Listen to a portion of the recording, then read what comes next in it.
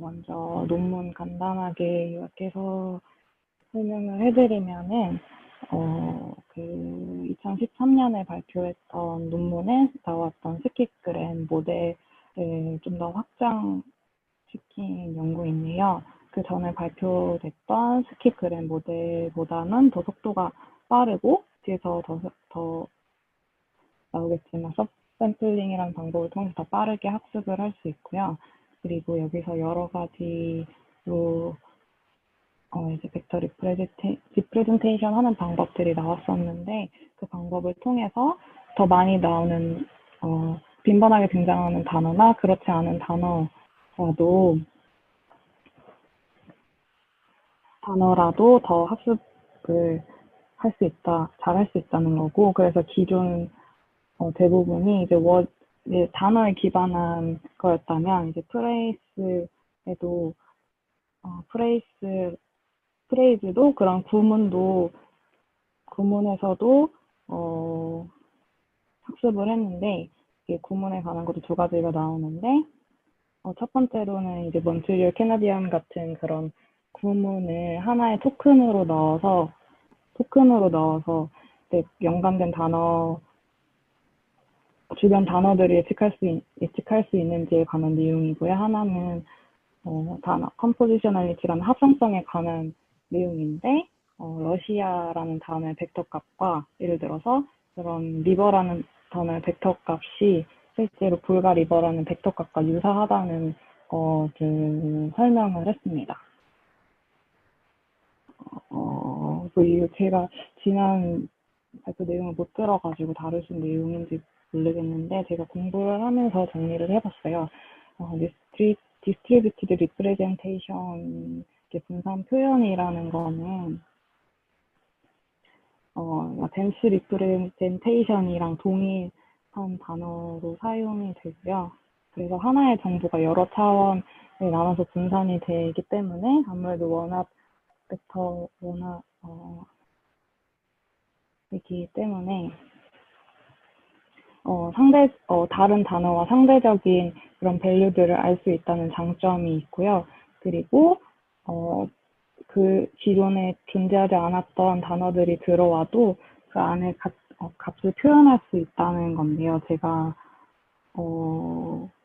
외부에서 참고한 자료들은 그 아래 그 노트 부분에 링크를 추가를 해놨어요. 혹시 필요하시면 참고를 하시면 될 것 같습니다. 그래서 그 자료에서 예시를 든 거는, 이제 만약에 오른쪽에 있는 디스트리뷰티드 리프레젠테이션 그림을 볼 때 완전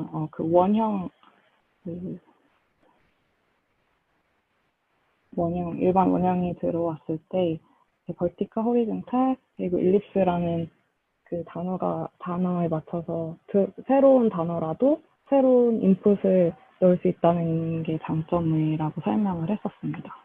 네, 그래서 본격적으로 스키그램 모델로 들어가면, 전에 논문에서는 15논문이랑 스키그램 모델인데, 두 걸 비교했을 때 스키그램 모델은 하나의 인풋 단어를 넣었을 때 그 주변 단어들을 예측하는 모델이고요. 이제 스키그램 모델의 장점은 이제 덴스 매트릭스 그런 곱이 나오지 않다 보니까 효과적으로 계산 과정이 가볍기 때문에 효과적으로 학습을 할 수 있고, 그 컴포지셔널리티와 관련된 부분인데, 많은 그런 언어적인 규칙이나 패턴들을 인코딩 하고 할 수 있다는 장점이 있습니다. 그래서 이제 여기부터는 논문에서 언급된 부분인데요. 스키그램 모델의 장점은 그 평균 로그 프로비빌리티를 이제 최대화하는 건데요. 위에 있는 식을 먼저 보시면, 그러니까 이 값을 최대화하는 건데, 여기서 C는 그 학습하는 그런 문맥 컨텍스트의 크기이고요. 그리고 이제 그 인풋 단어, 인풋 단어로 단어 아웃풋을 예측하는 그 확률, 아래에 있는 아래에 있는 수식을 보시면 이게 기본적인 스킵그램 모델의 공식인데,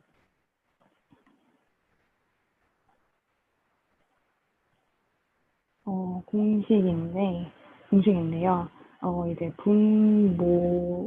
분모에서 보시면 이제 모든 단어들의 이제 대문자 W가 이제 그 보캐블러리 안에 있는 단어의 숫자인데, 이 숫자가 굉장히 이제 많아질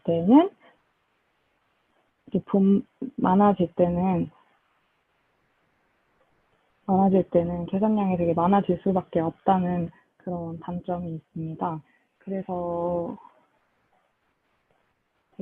이 대안으로 이 논문에서 말을 한 것이 히에라키칼 소프트맥스인데요.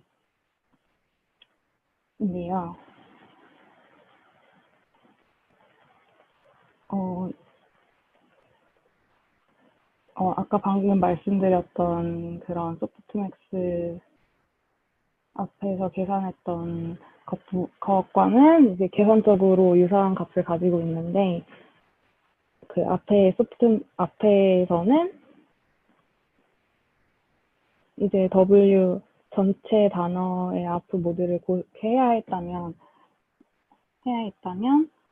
이제 하이어리칼 소프트맥스에서는 그 값에 로그 2를 취한 노드만 열렬히 타면 된다는 장점이 있어요. 그래서 훨씬 계산적으로 효율적인데, 여기서는 이제 바이너리 트리 리프레젠테이션을 활용을 한 건데, 그 허프만 트리 표현을 사용을 했습니다.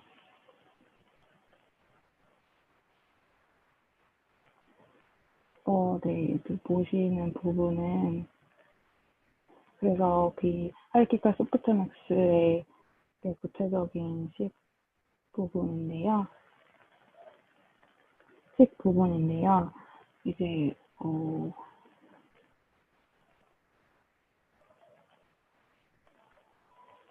네, 간단하게 말씀을 드리면, 이 NWJ 부분은 이제 워드에서부터 J만큼 떨어진 노드를 가리키고요. 이제 LW는 레랭스, 그래서 이 앞에서 말했던 노드까지의 거리를 가리키고, 이제 CHN 같은 경우에는 이제 N의 그 자식 노드를 가르칩니다. 그리고 이제 그 두 줄로 된 가로는 트루인지 false인지 구분하는 거고요. 그래서 이런 식이 구성이 되는데, 아까 그 방장님께서 이제 카톡에서도 미리 올려주셔서 어떻게 그 앞에서 말했던 소프트맥스 그런 식이 이렇게 표현이 되는지 해서 제가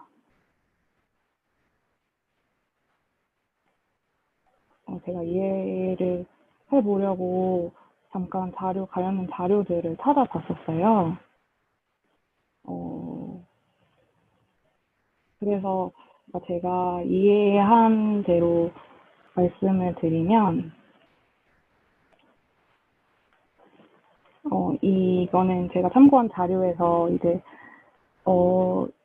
총 9개 단어 would, 척, how much, would, if, could라는 그거를 트리 형식으로 만들었을 때, 허프만 트리 방식으로 만들었을 때 그림에서 보시는 것 같은 트리가 완성이 됩니다. 그래서 이거 트리를 구성하시는 건 보면은 약간 생각보다 이렇게 순서가 되게 다른데, 그 글자의 길이를 조합을 해서 이렇게 식을 만들더라고요. 그래서 제가 보내드린 그 아래 주소 보시면은 그 코드까지 포함이 돼 있어서 좀 더 공부를 하시는 분들은 참고를 하시면 될 것 같습니다. 그래서 이렇게 식이 소프트맥스가 바뀐 이유는 이런 트리 구조에서 이런 트리 구조를 변형을 하고 이 바뀐 걸 변형을 하려고 하는 건데 이제 여기서 이제 하이라키칼 소프트맥스 함수에서 봐야 이제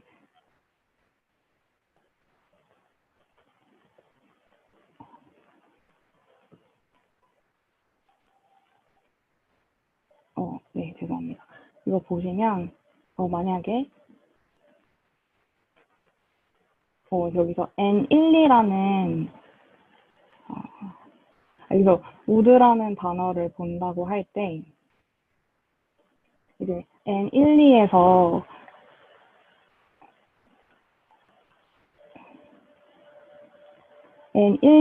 두 가지, 이제 바이너리 트리니까 두 가지로 구분이 될 수가 있잖아요.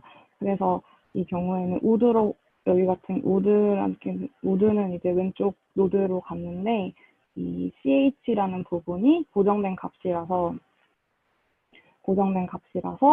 그거와 그 단어가 동일하다면 1인 거고, 그렇지 않으면 마이너스 1인 건데, 그 뒤에 제가 푸른색으로 표시한 부분이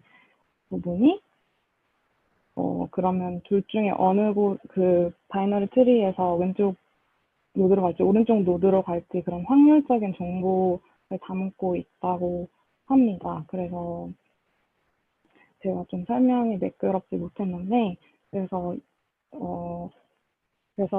다시 설명을 드리면 그런 단어의 그런 표현들을 트리 구조를 변경을 하고 그 트리 구조에서 왼쪽 노드로 갈지 오른쪽으로 갈지에 대한 그런 확률적인 정보를 포함을 해서 이런 식으로 변형이 됐다고 간단하게 이해를 하시면 될 것 같습니다.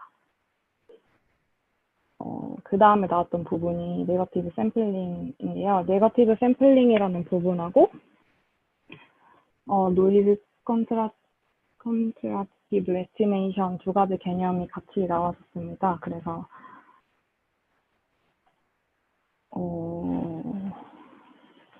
네, 제가 그 네거티브 샘플링이 나온 수식 부분이 사실 제가 잘 이해를 못 해가지고 제 발표 끝나고 좀 설명을 해주실 수 있는 분이 계시면 설명을 해주시면 좋을 것 같고요. 그래서 이제 네거티브 샘플링이랑 이 NSE 두 가지가 있는데, 그 네거티브 샘플링이 그 샘플 정보만 활용을 한다면 NC 같은 경우에는 그런 확률적인 정보까지 포함을 하고 있습니다.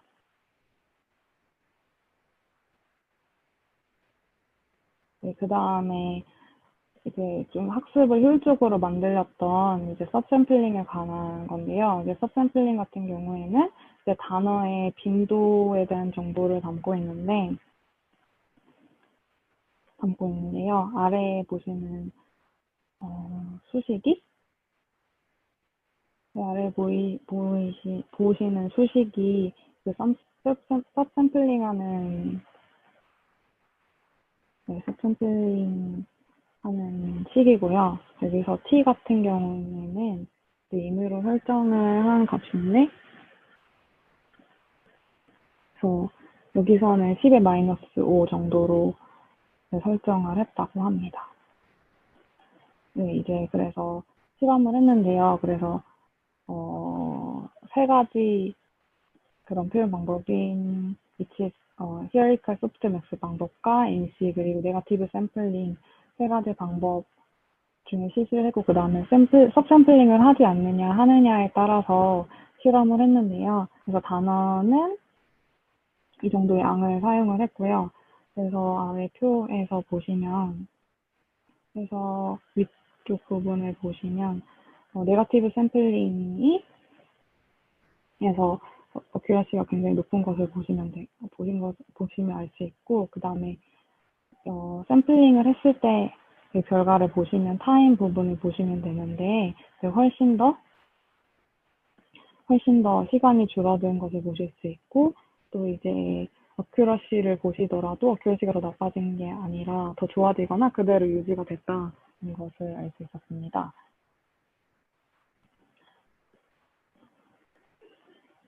네. 그 다음에 앞에까지는 이제 워드 단위의 내용, 이제 이제 실험을 한 거였고요. 그 다음부터는 이제 프레스 구문 단위로 실험을 한 것에 관한 실험을 나온 건데요. 이제 첫 번째로 이제 이런 구문의 프레이스를 어떻게 만들었냐에 관한 내용인데, 이제 그런 프레이즈를 만드는 다양한 방법이 있지만, 여기 논문에서는 데이터 드리븐 방법을 했는데, 이제 유니그램과 바이그램의 수를 셌고, 여기서 델타라는 델타를 분모에서 빼줘서 이제 너무 잘 나오지 않는 단어들로 형성이 되는 것을 막았다고 합니다.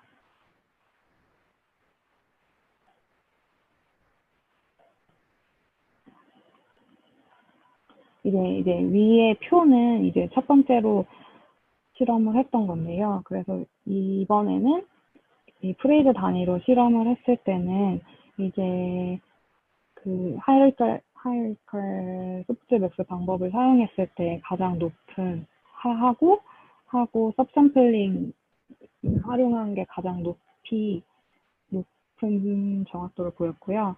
이제 그런 HS 방법 같은 경우에는 샘플링을 하지 않았을 때에 비해서 샘플링을 했을 때 굉장히 정확도가 높아진 거를 확인할 수 있으실 것 같습니다.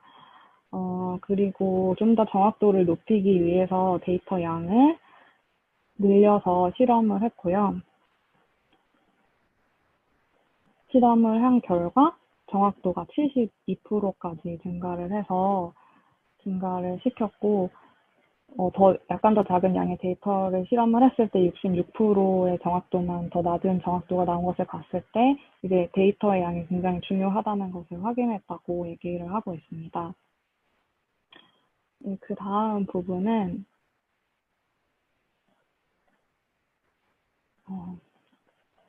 이제 컴포지셔널리티에 관한 내용인데요.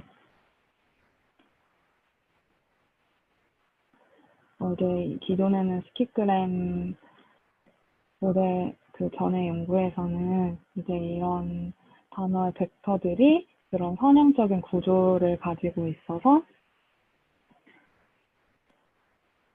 있다는 것이 확인이 됐는데, 이제 논문에서 좀 더 밝힌 내용은 이제 이 에디티브 컴포지셔널리티 부분은 이제 뭐 실험을 통해 밝혀낸 건 아니고요. 이제 추가적으로 조금 설명을 풀어서 얘기를 했습니다.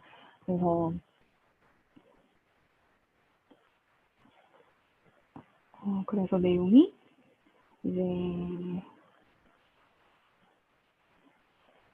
이런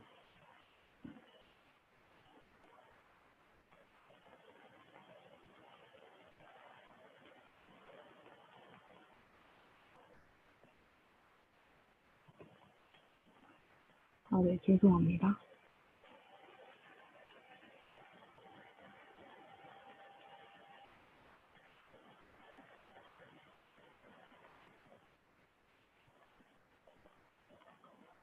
이제 소프트맥스의 비선형에 들어가는 인풋이 있을 때 그 인풋이 선형적인 관계가 있는데, 이제 아웃풋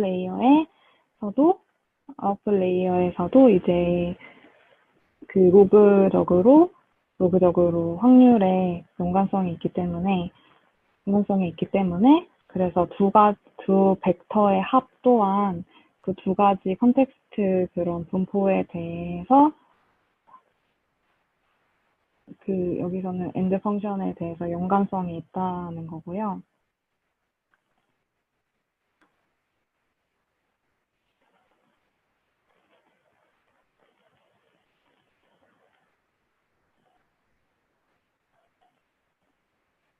네, 그래서 한 단어와 마찬가지로 두 가지 단어의 벡터 값이 높을 때 더 높은 가능성으로 나올 가능성이 높다는 것입니다. 그래서 예를 들어서